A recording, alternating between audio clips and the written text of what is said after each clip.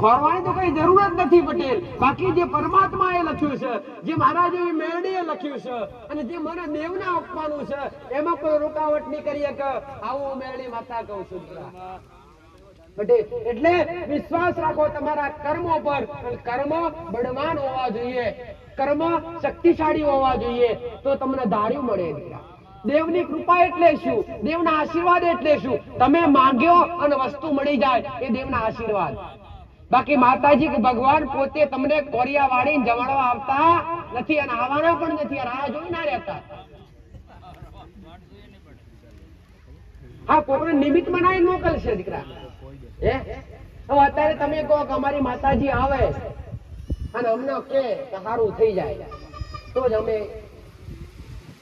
માનીએ પટેલે કે માતાજી સારું કરશે.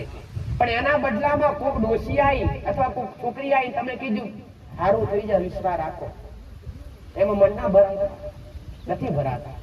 અને જો ભરાઈ જાય ને તો સમજો કે દેવી શક્તિ એને બોલાવડાવે છે, એ તમારી મઢવાળી માતા એને બોલાવડાવે છે પટેલ. કેમ કે દેવી શક્તિ આ કળિયુગની માલિકા એક ચરમ રેખા છે પટેલ. એ ચરમ રેખા છોડીને આ પારથી પેલી પાર આયકતી નથી. એટલે એ કોકના દ્વારા બોલાવડાવે છે, એ કોકના દ્વારા કહેવડાવે છે પટેલ. એટલે તમે એના પર વિશ્વાસ રાખો કે આ દીકરી બોલી પણ એના મોઢે મારી માં બોલી જશે, અમારી જગદંબા બોલી જશે અને પૂરું 1000% થશે, એવો વિશ્વાસ રાખજો પટેલ.